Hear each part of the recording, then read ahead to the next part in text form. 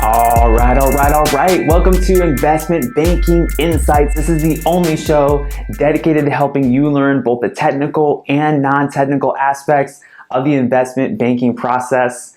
Hello, my name is Alex Mason, and I am your host, currently a first-year MBA student here at Cornell, and really excited for my internship this summer. Been learning so much about investment banking in the past year, and I just want to share what I've learned with you. So today we're going to talk about some accounting basics, accounting fundamentals specifically for investment bankers. What do you need to know? So first of all, what is accounting and why is it important? Well, accounting is simply the best method that we have for having an objective understanding of how a business is performing financially. And this is absolutely critical in any area of finance, whether it's investment banking, whether it's portfolio management or sales and trading. Everything revolves around numbers. And in order to trust the system, in order for us to actually make things happen within the world of finance and within the world of business, we need to understand what these numbers mean and have a standardized way, an objective way that we can communicate and interpret them. Even if you think accounting is kind of a dry subject, which it kind of is in a certain way, but it's also kind of exciting because it can reveal so much to you once you understand it. Important things about accounting is that it focuses on what is material to the business. For example, a large corporation that makes $1 billion in profit a year, you're not necessarily accounting for 20 cents of a transaction. When you read the financial statements of a large business, the numbers will be denominated usually in billions or millions of dollars. You don't necessarily need to round down to the umpteenth decimal place because it's not material to the actual business. Another principle is that accounting has to generally be conservative.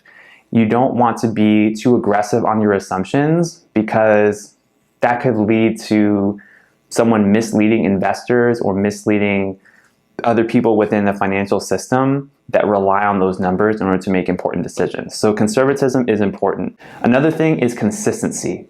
Accounting really relies on consistency of reporting and consistency of results. So this is why when you see a company report their earnings, it's usually on a quarterly basis because every 3 months they're required, if they're a publicly traded company, to report those numbers to the Securities and Exchange Commission.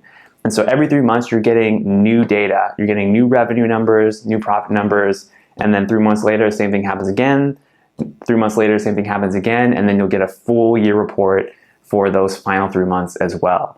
And so this consistency is what allows us as bankers to evaluate a company because we can look back at a historical record of financials and then come to conclusions about the business based on that.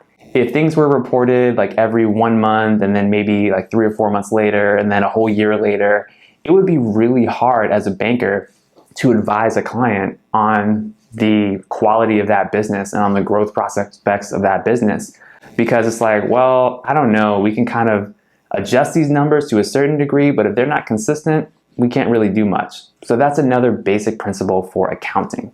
Another important principle that I want to bring up with regards to investment banking and accounting is cash system accounting versus accrual-based accounting. This is really important. And I remember when I first learned this concept, it was kind of mind-blowing to me because it just was something I had never really thought of before.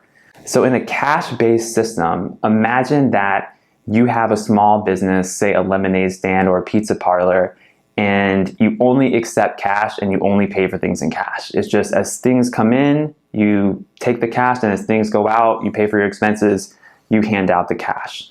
This can work really well for small or even medium-sized businesses to function on a cash-based system.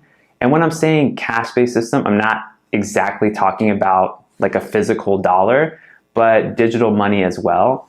If you're just accounting for money as it comes in and then as it goes out, that's what's called cash-based accounting. And this is really great because it's very simple, right? Money comes in, money goes out, whatever's left over is your profit. But the thing is, this doesn't always work once you start to scale things up. And this is why every major corporation virtually uses an accrual-based accounting system. Now, what does that mean? What does accrual-based mean? Well, this just means that your revenue and expenses are based on the timing of when things occur, not necessarily when cash changes hands or cash changes accounts. So it's a little bit different. Imagine that you go to a store and you see a bag of chips and you want to buy that bag of chips and you don't have any cash on you. So you pull out your credit card, use your credit card to pay for that, and then you have your bag of chips. Now, what just happened there financially? You just effectively lowered your net worth because you now have a credit on your credit card. You owe money to the credit card company, to the bank, because you made that purchase. But you didn't actually lose cash from your account yet, right? It's just a debt that you owe. So that's what accrual-based accounting is all about. It's about the timing of cash flows relative to when purchases are being made or when revenue is generated. So a business can generate revenue by selling a service that they haven't actually delivered yet, but it's not recognized as revenue until that service is actually delivered. And we'll get into the details of this more later. Fundamentally, the difference between a cash-based system and an accrual-based system is the timing of when cash changes hands and when it's recognized. Okay, so those are some basic accounting principles that you definitely need to know for investment banking. My name is Alex Mason, and I'm just grateful that you're here. You know what we're doing. We're just having fun, learning about the principles of banking together, going through everything step by step. I hope you're having an amazing day, an amazing week, and it's spring break over here in Ithaca, so I'm about to go spend some time with the family, and I'll catch you later. All right, bye.